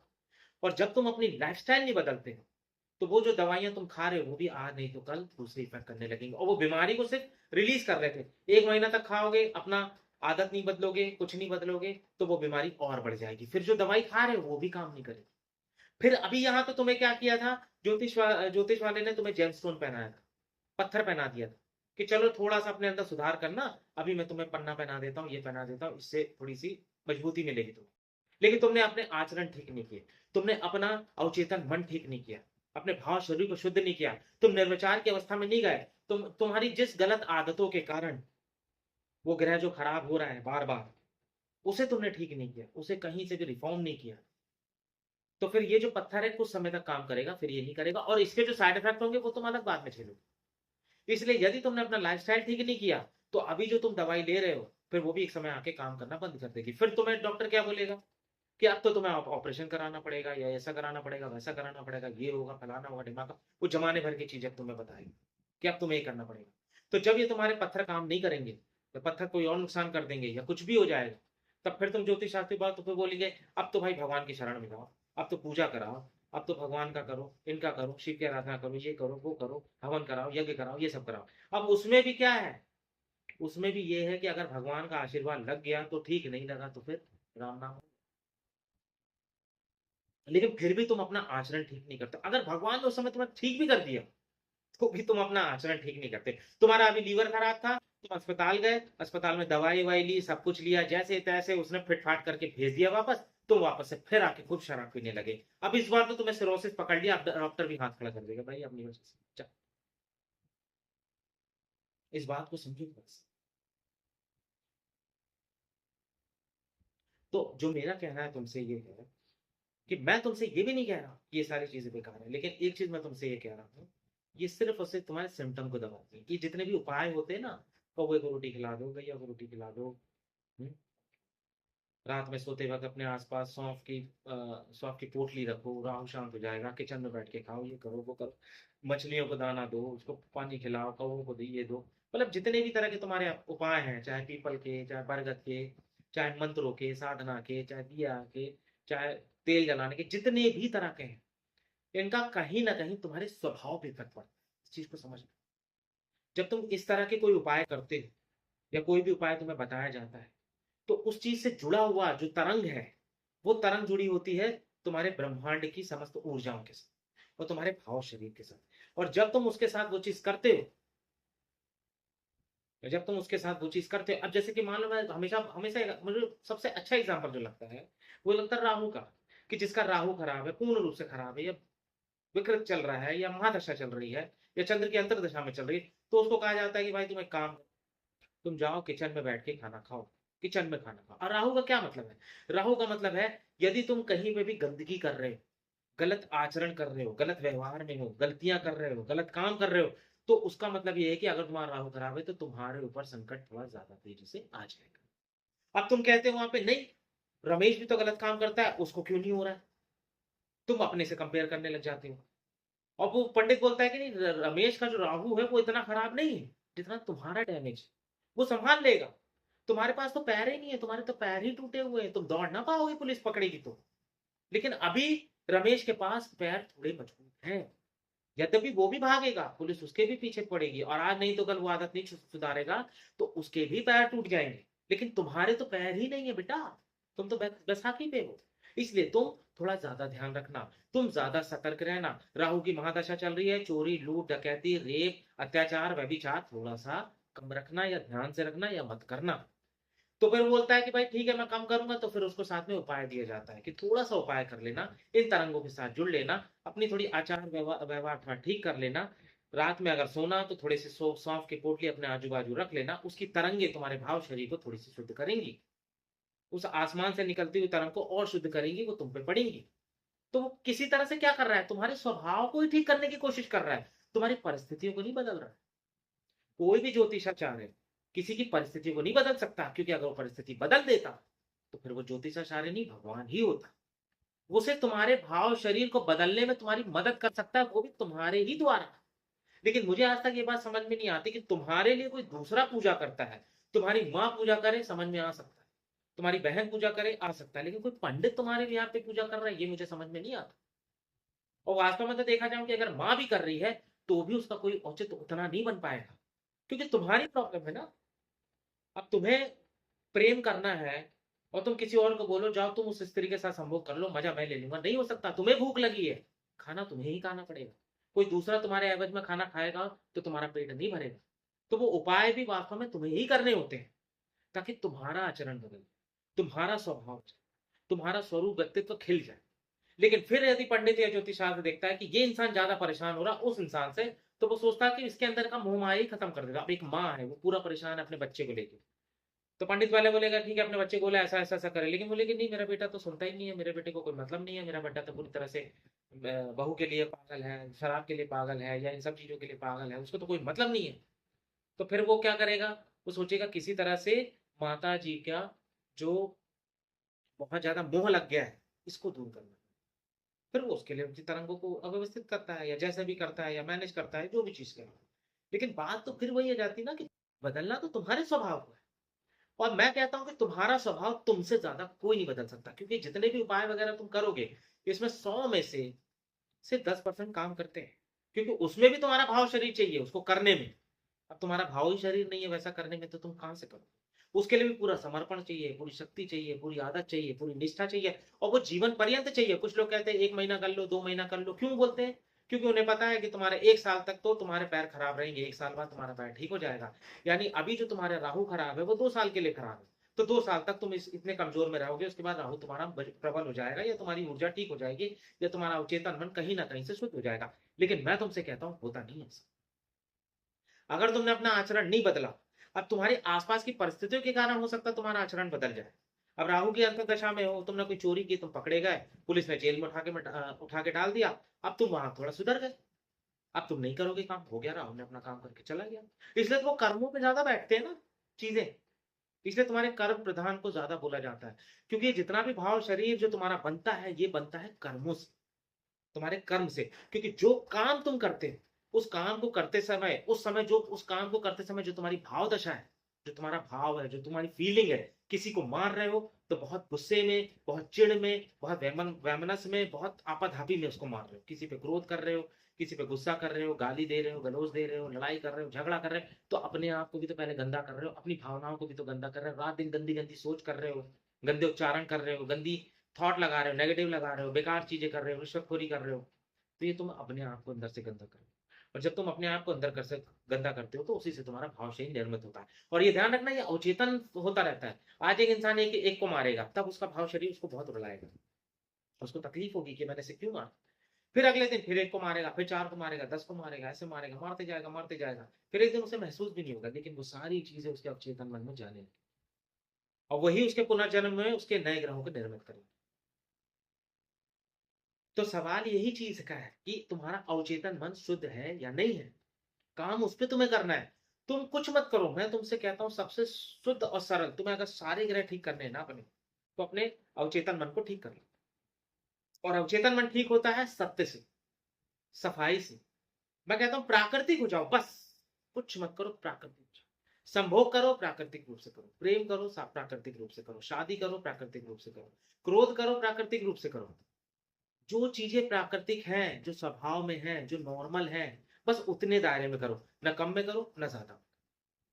खाना उतना खाओ जितना खाने की जरूरत है, प्रेम उतना करो जितना प्रेम की जरूरत है, लड़ाई उतना करो, युद्ध उतना करो जितनी जरूरत है, और जरूरत ना हो तो जबरदस्ती मत करो। लेकिन तुम क्या करते हो अपनी पूरी जिंदगी में अव्यवस्था फैला देते हो, पूरी तरह से तुम देखना।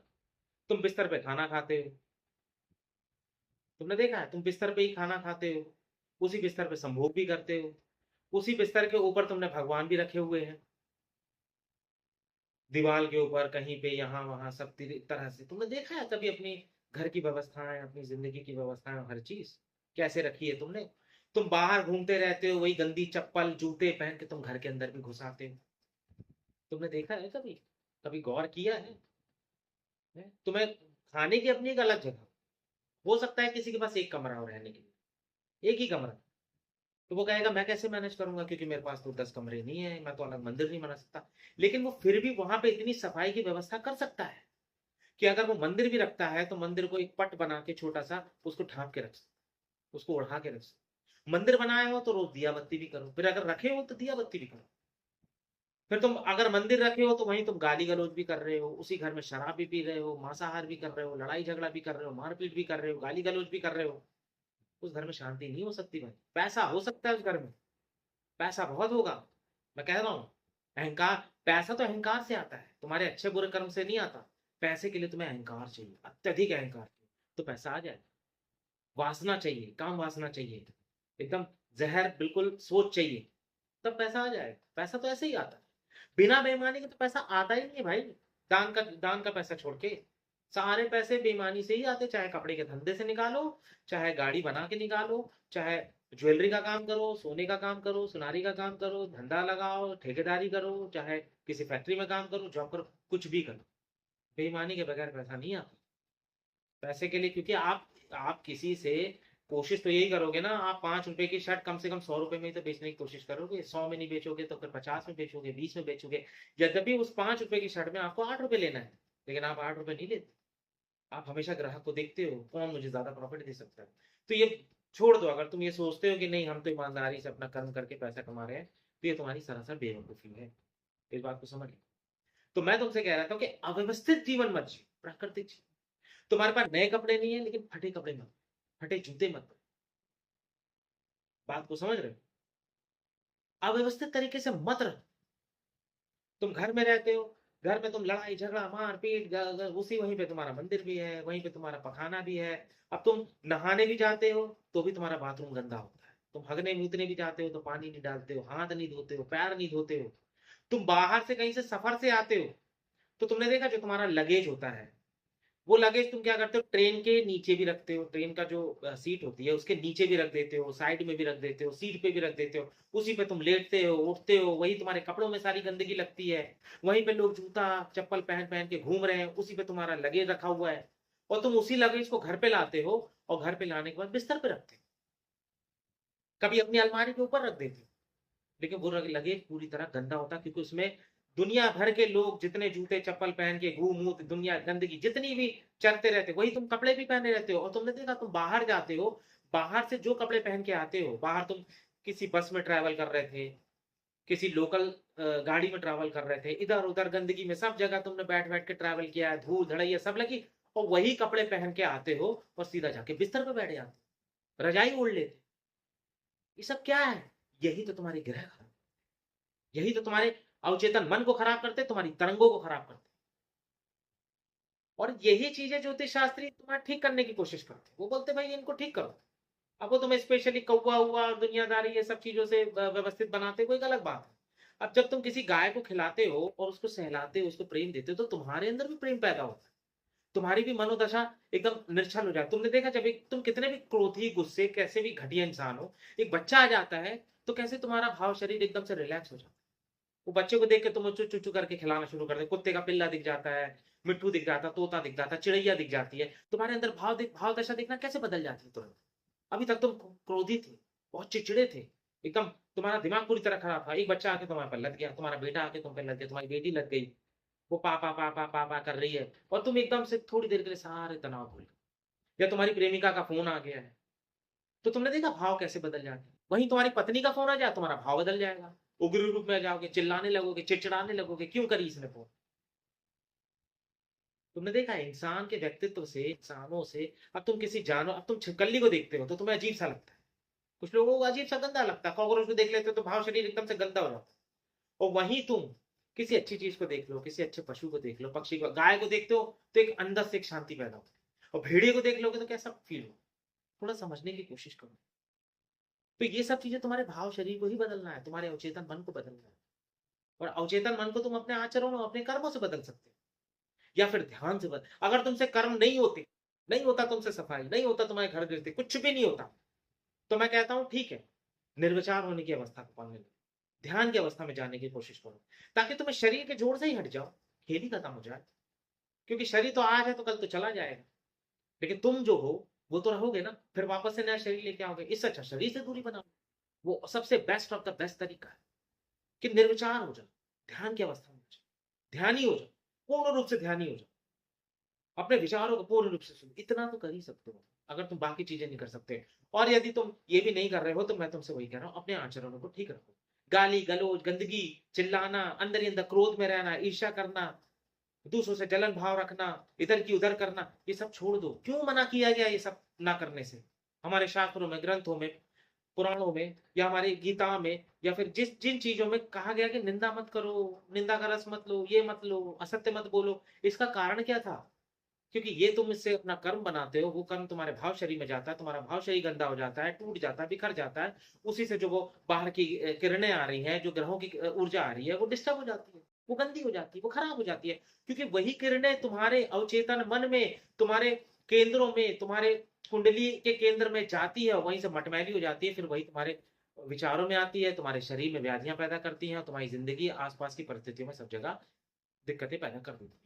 यदि तुम बदल जाओगे तो तुम्हारी परिस्थितियां अपने आप बदल जाएंगी। इस बात को समझ लेना, तुम्हारे बदलाव पे है असली कहानी। परिस्थितियों को कोई नहीं बदल सकता, ये तो सिर्फ फिर परमात्मा ही है जो बदल सकता है, नहीं तो फिर कोई बदल नहीं सकता। इसलिए ज्योतिष के चक्कर में मत पड़ो। मैं तुमसे वही कहता हूं, सिर्फ अपने आचरणों को शुद्ध कर लो। अब तुम जा रहे हो ट्रेन में, लोकल में, इधर उधर सफाई, जा रहे हो, घूम रहे हो, इधर आ रहे हो, वही कपड़ा पहन के तुम जाके घर में जाके वहीं सो जाते हो, लेट जाते हो। अरे कुछ तो शर्म करो। मैं तुमसे ये नहीं कहता हूँ लग्जरी कपड़े पहनो, लेविस के पहनो, ये पहनो, वो पहनो, कम से कम सफाई तो रखो। तुम जिम जाते हो, अब मैंने कुछ लोगों को देखा है कि जिम जाते हैं, वही कपड़ा पहनते हैं, और उसी कपड़े में वापस घर आते हैं, और उसी घर में जाके उसी बिस्तर पे लेटते हैं, सोते हैं, बैठते हैं। इतना कपड़ा तो तुम्हारे पास सक्षम हो सकता है ना, कि कम से कम तुम बाहर के लिए एक अलग अलग कपड़ा रखो। मैं तुमसे कहता हूँ घर के लिए एक ही कपड़ा, भलाई बार बार धो के पहन लो, कोई बात नहीं, तुम्हें ज्यादा कपड़े रखने की जरूरत नहीं है। लेकिन जो घर के कपड़े हैं, यही तो वजूद निकला था कि लोगों ने कहा था कि तुमने देखा जब गमी होती है तो आदमी एक अलग तरह का कपड़े पहन ले, मंदिर जाता है तो एक अलग तरह का कपड़े पहन ले, पूजा पाठ में बैठता है अलग अलग तरह का कपड़े पहन लेता है। इसीलिए कपड़ों का एक हिसाब बना था। लेकिन मैं तुमसे कहता हूँ इतना करने की जरूरत नहीं है। सिर्फ इतना ध्यान रखो कि जब बाहर जाते हो तो बाहर का कपड़ा तुम्हारा अलग होना चाहिए, और घर में जो पहनते हो उसका कपड़ा एक अलग रहना चाहिए। चाहे उसमें लोअर टी शर्ट पहनो, कोई दिक्कत नहीं, जो पहनना पहनो, लुंगी पहनो या गमछा डाल के रखो, जो तुम्हें ठीक। लेकिन इसे फिर बाहर मत ले जाओ, बाहर की गंदगी मत डालो, कि गंदगी से कहीं ना कहीं तुम्हारे अवचेतन शारीरिक रूप की संरचना में प्रभाव पड़ता है।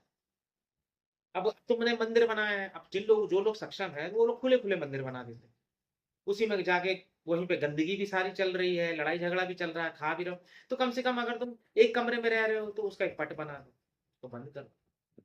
समझो हर चीज अपनी एक तरंग छोड़ती है। ये जो तुम्हारे जेल स्टोन है, ये जो पत्थर है, नीलम, मूंगा, पुखराज, ये सब, ये एक तरह की तरंग छोड़ते हैं। और तरंग सिर्फ पत्थर नहीं छोड़ते, तुम्हारे घर के आसपास जो पड़ा हुआ जो पत्थर होता है ना, उसकी भी तरंगे, उसकी भी अपनी आत्मा होती है। जो तुम्हारी आसपास की आत्मा है वही इन तरंगों के माध्यम से बैठी होती है। किसी पत्थर में हो सकता है कभी कोई बहुत गंदी तरंग या कोई बहुत गंदी आत्मा जाके बैठ जाए, या गंदा मनस शरीर जिसको कहता हूँ वो बैठ जाए, और उसी पत्थर को तुम यदि घर पे ले आओगे, तुम्हारे घर में पूरा पूरा घर तुम्हारा तबाह हो जाएगा। कई बार तुमने सुना होगा ना, कई लोग कहते हैं कि यार ये पत्थर, ये स्टैच्यू, ये गाड़ी मैंने जब से लाया हूं मेरी जिंदगी नरक हो गई, ये प्लॉट मैंने जब से खरीदा नरक हो गई, मैंने ये मकान बनाया तब से मेरी जिंदगी खराब हो गई, ये हो गया, वो हो गया, फलाना हो गया, ढिमाका हो गया, ये तो फल ही नहीं रहा है, जब से ये कपड़ा लाया है, टी शर्ट लाया। तो हर चीज की तरंग होती है भाई, हर चीज की तरंग होती है। और किसी की तरंग तुम्हारी तरंग पे तब काम करती है जब तुम्हारी तरंग कमजोर। और अगर तुम्हारी तरंग कमजोर है तो गंदी तरंग भी आके तुम्हारे साथ शुद्ध हो जाए। और तुम्हारी तरंग अगर कमजोर है, मजबूत नहीं है, तो मरी से मरी तरंग भी आके तुम्हारे पर हावी हो जाएगी। इसी को कहते हैं प्रेत चढ़ जाना, भूत चढ़ जाना, तुम्हारे आसपास की वाइब्रेशन खराब हो जाए। इसीलिए जो चीज है व्यवस्थित रहो, बस मैं तुमसे कहता हूँ व्यवस्थित रहो। अगर अगर स्टेशन पे जा रहे हो तो गंदगी मत फैलाओ, रोड पे घूम रहे हो तो गंदगी मत फैलाओ, थूकने वाली जगह पे थूको, गंदगी करने वाली जगह पे गंदा करो, वहां से कचरा हटा दो। ट्रेन के कंपार्टमेंट में जा रहे हो या मॉल में जा रहे हो, कहीं पे जा रहे हो, हग रहे हो, मूत रहे हो, तो अपनी तरफ से सफाई कर दो, फ्लश चला दो। अपनी तरफ से ज्यादा गंदगी मत करो, यूं कहीं भी थूक देते हो, कहीं पे भी कुछ भी डाल देते हो। किसी स्त्री के साथ प्रेमपूर्ण व्यवहार में रहो, उसको प्रेम दो, बच्चों को प्रेम दो, जो उनका स्वाभाविक स्वरूप हो वैसा दो। अपने आचरणों के हिसाब से अपने को ठीक कर लो, बस इतना ही तो करना है। गंदे कपड़े मत पहनो, गंदी जगह मत जाओ, जहाँ पे तुम्हारा वातावरण दिमाग खराब हो, गंदे लोगों का सत्संग मत करो, गंदे दोस्तों के साथ मत रहो, क्योंकि उसका आचरण का प्रभाव तुम्हारे अंदर पड़ेगा। तुम कुछ भी करो, लेकिन यदि तुम ध्यानी हो तो तुम कहीं भी रहो। मैं तुमसे कहता हूँ, फिर सब अलग कर दो, यंत्र तंत्र मंत्र जेमस्टोन दुनियादारी उपाय सब कुछ छोड़ दो। यदि तुमसे ध्यानी हो तो पर्याप्त, वो सब हो जाएगा अपने आप तुम्हारे।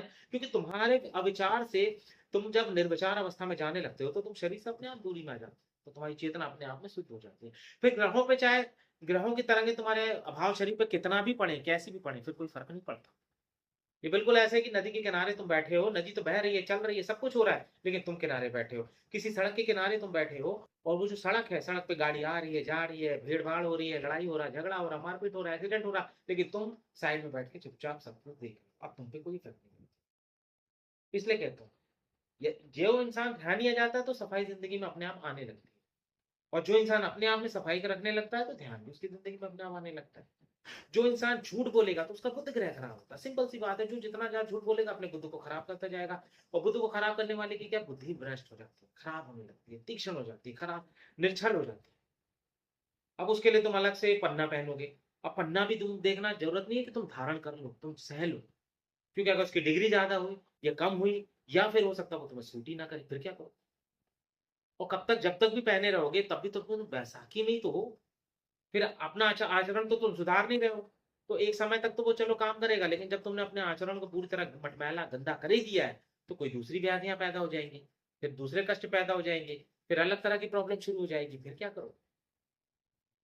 तो मैं तुमको ना जड़ से सॉल्यूशन बता, जड़ से। इसलिए किसी बाबा, पंडित, पुरोहित, ज्योतिष शास्त्री या इन सब चीजों, इन सब लोगों के चक्कर में आप लोगों को पढ़ने की कतई जरूरत नहीं है। आप इनसे अगर थोड़ा लेना चाहते हो तो इनसे थोड़ा मार्गदर्शन ले सकते हो कि तुम्हारी जिंदगी क्या है और तुम्हारी जिंदगी की संभावनाएं क्या हो रही है।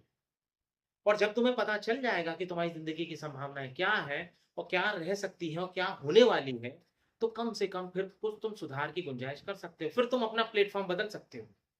अब जैसे कि मान लो तुमने कोई ट्रेन पकड़ी है, तुमने तमिलनाडु से मुंबई तक की कोई ट्रेन पकड़ी हुई है, और तुम्हें जाना कहाँ था, तमिलनाडु से तुमको जाना था बिहार, लेकिन तुमने पकड़ ली है ट्रेन मुंबई की। अब तुम तो ट्रेन चल रही है तो तुम सोच रहे हो हाँ सब कुछ चल रहा है, लेकिन तुम अंत में गलत रास्ते पहुंचोगे। लेकिन उसी भी बीच अगर तुम्हें कोई मिल जाए आसपास का, या कोई टीटी मिल जाए, तो टीटी तुमसे बोलेगा भाई ये ट्रेन जो है मुंबई जा रही है, तुम एक काम करो फलानी जगह उतर जाना और वहां से बदल लेना। अब तुम्हारे ऊपर है कि यदि तुम अपनी ताकत लगाओ और वहीं पे उतर जाओ, तुम उस टीटी की बात मान लो कि चलो ठीक है यार कह तो रहा है, तुम्हें कम से कम इतना तो पता चल जाएगा ना कि तुम गलत ट्रेन में हो। और जैसे ही तुम्हें पता चलेगा कि तुम एक गलत ट्रेन में बैठे हो, तो तुम्हारे अंदर एक उथल पुथल नाचने लगेगी, तुम बोलोगे नहीं मैं जगह बदल लेता हूँ, मैं उतर जाऊंगा, मैं अगले स्टेशन में उतर जाऊंगा, मेरे को कल रात वेट करना पड़ेगा, थोड़ा कष्ट उठाना पड़ेगा, पर कम से कम मैं गलत जगह तो नहीं जाऊंगा, अब सही जगह जानूंगा। तो जब तुम्हें कोई कहता है कि तुम्हारा बुद्ध खराब है, तो इसका मतलब तुम बहुत बड़े झूठे आदमी हो, झूठ पे जीते हो। तुम्हारी जिंदगी पुनर्जन्म में या इस जन्म में झूठ पे ही टिकी हुई है। तो तुम अब तो झूठ बोलना बंद कर दो। मैं तुमसे नहीं कहता पूरा सत्यवादी हो जाना, लेकिन झूठ बंद कर देना, हट जाना, चुप हो जाना, लेकिन कम से कम कोशिश करना कि मैं झूठ नहीं बोलूंगा। कुछ भी हो जाए मैं झूठ नहीं बोलूंगा। मैं बहाना मार दूंगा, मैं कुछ भी मार दूंगा, मैं निकल जाऊंगा साइड से, लेकिन झूठ नहीं बोलूंगा। और अब मैं धीरे धीरे सत्य बोलने की राह पर चलूंगा, तुम्हारा बुद्ध मजबूत हो जाएगा। अब तुमने सही ट्रैक पकड़ लिया। तो कम से कम तुम ज्योतिष शास्त्रियों के पास यदि जाते हो तो सिर्फ इतना कर सकते हो। मैं तुमसे उनके उपाय उपाय के पीछे नहीं पड़ रहा हूँ कि तुम उनके उपाय के चक्कर में पढ़ो, स्टोन्स के चक्कर में पढ़ो, इसके चक्कर में, यंत्र तंत्र के चक्कर में, किसी के चक्कर में पढ़ने की जरूरत नहीं है। बहुत हद तक तुम्हें करना है तो तुम अपनी जीवन की व्यवस्था को जान लो उनसे जाके, कि भाई मेरा पास्ट कैसा था, अच्छा मेरा फ्यूचर का क्या हिसाब किताब दिख रहा है, क्या संभावनाएं बन रही, बता दो। और जैसे ही तुम्हें पता चलेगा कि कहाँ कहाँ क्या गड़बड़ हो सकती है, क्या गड़बड़ तुम कर सकते हो, क्या चीजें हैं, कि कब तुम फलाने समय बीमार हो सकते हो, कब तुम फलाने समय कोई गलत काम कर सकते हो, तो फिर उस भावनाओं को ठीक करने की अभी से कोशिश कर दो, आदत डाल लो। धीरे धीरे उसकी आदत डाल लो, क्योंकि अंततः तो तुम्हें उस आदत से ही बचना है। आज तुम्हें कोई पत्थर बचा भी ले थोड़ा बहुत, उन्हें 100% कभी नहीं बताता कोई, क्योंकि कोई भी बैसाखी पैर का काम नहीं कर सकती पूरी तरह से। तो वो पूरा नहीं बचा पाएगी। लेकिन अगले जन्म में तो फिर वही कहानी होगी ना, वही टूटा हुआ पैर लेके पैदा होगी। तो कम से कम इस जन्म को ठीक करो। मैं तुमसे कहता हूँ इस जन्म की चिंता मत किया करो, अगले जन्म की चिंता ज्यादा किया करो। क्योंकि ये जो गंदगी फैला रहे हो, ये जो पॉल्यूशन फैला रहे हो, पॉपुलेशन बढ़ा रहे हो, ये दुनिया जितना भी गंद फंद जो तुम मचा रहे हो ना, ये तुम ही वापस आओगे इसी को फिर से झेलने के लिए। तुम ही ने जो कचरा करके गए हो, वापस इसी कचरे में तुम ही पैदा हो। इसलिए अपने स्वभाव को ठीक करो, अपने आचरण को ठीक करो।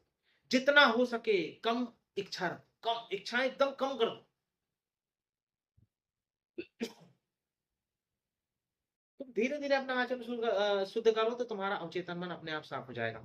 जब तुम्हारा अवचेतन मन साफ होगा तो तुम्हारी तरंगे अपने आप साफ हो जाएंगी। तुम्हारा केंद्र, तुम्हारा जो जितनी भी तुम्हारी कुंडली के केंद्र है वो क्लीन होने लगेंगे। जैसे ही क्लीन होने लगेंगे, विचार अपने आप कम होने लगेंगे। विचार कम होने लगेंगे, तरंगे जो आएंगी तो वो साफ सुथरे तौर पे आने लगेगी। फिर हो सकता है कि कोई ज्योतिषाचार्य तुम्हारी कुंडली देखेगा, बोलेगा अरे तुम्हारी जिंदगी तो बहुत बेकार है, लेकिन तुम कह रहे हो मैं तो बहुत अच्छी जिंदगी जी रहा हूँ। तो इसका क्या मतलब है? तुम्हारी कुंडली नहीं बदल जाएगी, क्योंकि वो तो तुम्हारे जन्म के हिसाब से दिखाएगी ना। लेकिन होता है ना, कई बार तुमने देखा है कि कई बार ज्योतिष शास्त्री कई लोगों को बोलते हैं कि तुम्हारी कुंडली के हिसाब से तुम तो ऐसे ऐसे व्यक्ति होने चाहिए था, तुम इतने खराब होने थे, तुम्हारी शादी हो जानी थी या तुम्हारा विवाह ही हो जाना था, हो जाता। बोलता है पंडित जी मेरी शादी भी हो गई है, मैं बहुत अच्छी जिंदगी भी जी रहा हूँ, मेरी नौकरी भी है। तो पंडित जी बोलते हैं यार ग्रहों के हिसाब से तो ऐसा नहीं होना चाहिए। लेकिन वो इंसान पे क्यों नहीं काम कर रहा है? क्योंकि उस इंसान ने कहीं ना कहीं अपने जीवन में परिवर्तन कर दिया, अपने कर्मों को बदल दिया, अपने अवचेतन मन के स्वभाव को बदल दिया, अपने आचरण को बदल दिया। अब कुंडली दिखाएगी कि उसकी जिंदगी नरक है, लेकिन वो जिंदगी में वो नरक की जिंदगी नहीं जी रहा होगा, क्योंकि अब उसने वहां से अतिक्रमण कर लिया।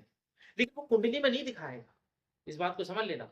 लेकिन 100 में से 99% लोग जो है, जो कुंडली में लिखा होता है, जो उनकी आदत होती है, वो आदत में ही जीते हैं। इसीलिए 100 में से 99% में कुंडलियां जो है वो सामने वाले इंसान के बारे में सही बता देती हैं, या उसके व्यक्तित्व के बारे में सही बता देती हैं।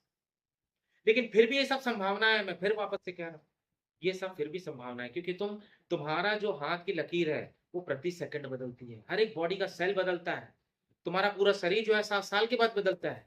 तो तुम्हारे ग्रह नक्षत्र भी बदलते हैं, तुम्हारा भाव शरीर बदलता है। तुम जिंदगी के साथ नई नई चीजें सीखते हो। जो इंसान आज बहुत गुस्से में था, बहुत अहंकारी था, कल को उसकी शादी हो जाती, बच्चे हो जाते हैं, उसका अहंकार धीमे धीमे कम हो जाता है, उसका गुस्सा धीरे धीरे कम हो जाता है, उसका स्वभाव धीरे धीरे कम हो जाता है। तो बदल सकती हैं चीजें, अपने आप बदल सकती है, लेकिन ये बदलेंगी तुम्हारे आचरण से। इसलिए आचरण पे फोकस करना, अपने आप पे फोकस करना, अपने विचारों पे फोकस करना, विचारों को निर्विचार करने की कोशिश करना, अपने आप को रात दिन इस शरीर से बाहर निकालने की कोशिश करना, शरीर से दूरी बनाने की कोशिश करना, इस अहंकार को छोड़ने की कोशिश करना। बाकी चीजें अपने आप व्यवस्थित हो जाए। और ध्यान रखना, हर तरंग तुम्हें देखती है। ये कहने का एक मतलब है कि उसके पास आंख नहीं है, पर हर तरंग तुमसे जुड़ी हुई है। यदि तुम पानी जरूरत से ज्यादा बहा रहे हो, तो वो पानी तुम्हें देख रहा है। तो तुम्हारा जो पानी का जो जो तरंग होगी, या जो ग्रह होगा, या भाव शरीर होगा, वो खराब होगा, तुम्हारा चंद्र खराब होगा। तुम माँ बाप से गाली गलौज कर रहे हो, चिल्ला रहे हो, गंदे तरीके से उनके साथ बिहेव कर रहे हो, तुम्हारा सूर्य खराब होने लगेगा। भाई बहनों के साथ, परिवार के साथ, रिश्तेदारों के साथ, दोस्तों के साथ, जहां जहां जैसी ऐसी गंदगी करोगे, तुम जरूरत से ज्यादा बिजली खराब करते हो, बिजली का उत्पादन खराब करते हो, जरूरत से ज्यादा बच्चे पैदा करते हो, ये सब बिजली क्या है? अग्नि है। तुम्हारा अग्नि तत्व खराब होगा, तुम्हारा सूर्य खराब। कुछ लोगों के लिए जब इस वक्त खराब होता है तो तुरंत असर नहीं करता, इसको असर करने में, इसका रिफ्लेक्शन आने में थोड़ा समय लगता है। इसीलिए कुछ लोगों को इस जन्म में रिफ्लेक्शन नहीं मिलता है, तो अगले जन्म में रिफ्लेक्शन मिलता है। तो इसी को हम कहते हैं कि तुम्हारे पूर्व जन्म के कर्म। पूर्व जन्म के कर्म से मतलब ये नहीं है कि तुमने किसी से 10 रुपए उधार लिया था तो इस जन्म में तुम उसको 20 रुपए लौटाओगे। 20 है, ये सब फालतू की बकवास है। या तुम मर गए तो तुम्हें पकोड़े तलने हैं, तुम्हें जलाया जा रहा है, तुम्हें नरक में भोगा जा रहा है। एक एक तरफ तो तुम्हें नरक में भी भोग रहे हैं, तुम्हें नरक में भी सजा काट रहे हो, फिर तुम वापस से तुम्हें धरती पे बेच के फिर से सजा कटवा रहे हैं। अरे ये सब बातें नहीं होती। ये होता है कि जो तुमने पिछले जन्म में जो अपने भाव शरीर में अपने कर्मों के माध्यम से जो अपना भाव शरीर बनाया है, अपनी आदत बनाई है, वो आदत नहीं मरती। भौतिक रूप से जो कर्म करोगे वो इसी जन्म में ही काट के जाओगे, ये तुम लिख लो। कुछ भी हो इसी जन्म में काट के जाओ। लेकिन जो मानसिक रूप से जो कर्म का जो निचोड़ है, यानी भाव शरीर, जो आदत, जो लत बना के जाते हो, वो लत ही तुम्हें नए ग्रह देती है, नया जन्म देती है, नया शरीर देती है, नई जगह देती है, नए माँ बाप देती है। उसी हिसाब से ही माँ बाप मिलेंगे, उसी जगह पे ही माँ बाप मिलेंगे, वैसे ही व्यवहार के लोग मिलेंगे, वैसे ही व्यवहार की प्रकृति मिलेगी, वैसे ही व्यवहार के तुम्हें वहाँ का जो एरिया मिलेगा, या सिटी कह लो, या राज्य कह लो, देश कह लो, ये सब चीजें मिलेंगी उसी व्यवहार के अनुसार। और तुम फिर क्या करोगे? फिर तुम वही भोगोगे। तो फिर वही चीज़ तुमसे बात में आएगी कि अपने कर्मों को सुधारो। तो कर्मों को सुधारने का मतलब तुम्हारे पाप पुण्य से नहीं होता, ये बात ध्यान रखना। कर्मों का सुधार सिर्फ इतना है कि किसी तरह तुम्हारा भाव शरीर स्वस्थ हो जाए। यानी तुम्हारी जो मानसिक बीमारियां हैं वो किसी तरह ठीक हो जाए। मानसिक बीमारी ठीक हो, शारीरिक बीमारी ठीक हो, जब दोनों बीमारी ठीक होती है या जब ये दोनों बैलेंस में होती है तो तुम अपने आप इन दोनों से ऊपर निकल जाते हो, अलग निकल जाते हो। और जब तुम अलग निकल जाते हो फिर इस शरीर से तुम्हारा कोई लेना देना नहीं होता। क्योंकि जितने तुम शुद्ध होगे उतने निर्विचार हो जाओगे, जितने तुम निर्विचार हो जाओगे उतने ही ध्यान में चले जाओगे, जितने तुम ध्यान में जाओगे उतनी शून्यता तुम्हारे अंदर घटित होगी, और जितनी तुम्हारे अंदर शून्यता घटित होगी उतना ही शरीर से तुम्हारी दूरी बन जाएगी, और जितनी तुम्हारी शरीर से दूरी बन जाएगी उतनी परमात्मा से समीपता बन जाएगी। फिर तुम परमात्मा में लीन हो जाओगे। अभी एक बूंद है, सागर की एक बूंद यदि एक लोटे में पड़ी है या एक गिलास में पड़ी है तो अभी वो गिलास के ही स्वरूप में पड़ी हुई है। लेकिन जब वो वापस समंदर में जाती है तो वो समंदर बन जाती है, समंदर में लीन हो जाती है, समंदर हो जाती है, जो भी तुम कुछ कहते हो। तो अभी ये आत्मा जो है इस शरीर में पड़ी हुई है, जब इस शरीर से बाहर निकलेगी तो परमात्मा में चली जाएगी। अभी वो इसी शरीर के शेप में बैठी हुई, कभी वो कुत्ते के शेप में थी, जानवर के शेप में थी, शेर के शेप में थी, गाय के, बैल के, कौवे के, या बंदर के, या हवा के, पानी के, किसी के भी शेप में रही होगी। कभी वो आकाश प्रकाश में रही होगी, कभी वो सूर्य की किरण भी रही होगी। 84 लाख योनियां जो तुम पार करके आए हो वो इसीलिए तो आए हो ताकि स्वयं को जान सको। प्रकृति चाहती क्या है कि सिर्फ तुम स्वयं को जानो, बस बात खत्म। स्वयं को जानो, आगे निकलो, बढ़ो, अपने चौथे डायमेंशन को जानो। 3 डायमेंशन में रह रहे हो, चौथे को जब तक पा नहीं लोगे तब तक खेल नहीं पाएगा। फिर 5 डायमेंशन, 6 डायमेंशन, 7 डायमेंशन, फिर अलग अलग पृथ्वी जमाने भर के, लेकिन कम से कम यहाँ चौथा तो पा लो। इसलिए कहता हूँ ग्रह नक्षत्र वगैरह खराब नहीं है, बुरे भी नहीं है, अंधविश्वास भी नहीं है, लेकिन ये पूर्ण भी नहीं, ये पूर्ण भी नहीं है। इसलिए मैं कह रहा हूँ इनका उपयोग सिर्फ उस हद तक है। पागल मत हो जाओ, एकदम से चमक मत जाना। कोई इंसान तुम्हारे भविष्य के बारे में या भूतकाल के बारे में एकदम से सब चीजें बता दे एज इट इज, कि तुमने कल ये चड्डी पहनी थी, तुम परसों यहाँ गए थे, तुम्हारी वो गर्लफ्रेंड थी, वो फलानी जगह रहती थी। कोई भी तुम्हें बता दे, तुम्हारी मन की बात बता दे, भविष्य की बात बता दे, यहाँ वहां की सब बात बता दे, एकदम से भयभीत मत हो जाओ, एकदम वो मत हो जाओ, एकदम पागल मत हो जाना। ये मत सोचने लग जाना अब ये मेरी जिंदगी पूरी तरह ठीक कर देगा। क्योंकि ज्योतिष शास्त्री भी अंत में तुमसे क्या कहते हैं, भगवान की शरण में जाओ। पहले वो तुम्हें उपाय बताएंगे, उपाय यदि काम कर गए तो ठीक है, यदि भी उपाय काम नहीं करे, तुम बोले नहीं यार मेरा लड़का लड़की, मेरा पोता मेरी बहू अभी भी वैसी है, व्यभिचार बेकार है, ये है वो है, तो फिर बोलते हैं कि भगवान की शरण में जाओ। और भगवान की शरण में भी क्यों जाने को बोलते हैं, इसका भी अपना एक अलग विज्ञान है, क्योंकि हर परमात्मा, हर देवी देवता किसी न किसी तरंग से कनेक्टेड है। तो जब तुम मंत्रों का जाप करते हो, पूजा करते हो, पाठ करते हो, यानी सजगता से करते हो, निर्विचार की अवस्था में करते हो, पूर्ण रूप से भाव से समर्पण के साथ करते हो, जब अपने आप को पूर्ण रूप से उस देवता के आगे समर्पित कर देते हो, तो तुम अपने आप निर्विचार की अवस्था को प्राप्त कर लेते हो, अपने अंदर एक शून्यता बना लेते हो, तो तुम्हारा जो भाव शरीर अपने आप ही स्वस्थ होने लगता है। ये भी एक दूसरी कला है। ये हठ योग कह सकते हो, इसे योग कह सकते हो। अभी तक मैंने जो बात कही थी वो कर्म योग की थी, अब यहाँ पे बात आ रही है भक्ति योग की, कि अब तुम क्या कर रहे हो। अब तुम कह रहे हो कि ठीक है जो होगा वो तू करेगा, जो अच्छा होगा वो भी तू, बुरा होगा वो भी तू, हर तरफ से तू। अब मैं अपने आप को हटाऊंगा, वहां पे भी अहंकार का विनाश हो जाएगा। और जब वहां पे भी अहंकार का विनाश हो जाएगा तो जो बचेगा वो परमात्मा बचेगा। तो जब परमात्मा स्वयं बचेंगे तो फिर उसका जो तुम्हारी भाव भंगिमा है या जो तुम्हारा चेतन शरीर है वो अपने आप शुद्ध हो जाएगा, अपने आप तृप्त हो जाएगा। इसलिए जो